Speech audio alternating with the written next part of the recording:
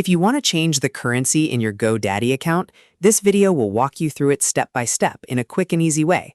This is useful if you're managing payments, billing, or account settings and need your currency to match your region or business needs. I'll keep this simple so you can follow along, even if you're new to GoDaddy. And if this helps you out, make sure to hit like and subscribe for more useful tutorials just like this. All right, let's jump right in.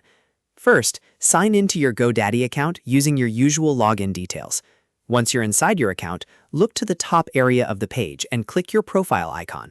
This is where GoDaddy keeps your main account options and personal settings.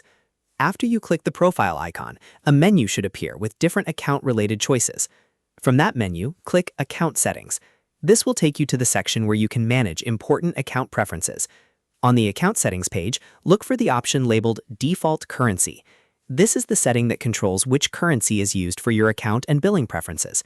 Click Default Currency to open the currency options. Now you'll see the available currency choices. Take a moment to review them carefully and select the currency you want to use. Make sure you choose the correct one before saving, especially if you're using GoDaddy for business or recurring purchases. Once you've selected the new currency, the next step is very important. Click Make Primary so the selected currency becomes the main currency for your account. After that, GoDaddy should update your settings and apply the new currency to your account preferences. It's always a good idea to double-check that the change has been saved properly.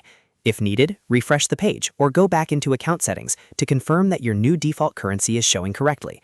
That way, you can be sure everything was updated successfully. And that's it. You've now changed the currency in your GoDaddy account in just a few simple steps. If this tutorial helped, please give the video a like, subscribe to the channel, and turn on notifications so you don't miss the next helpful walkthrough. Thanks for watching, and I'll see you in the next one.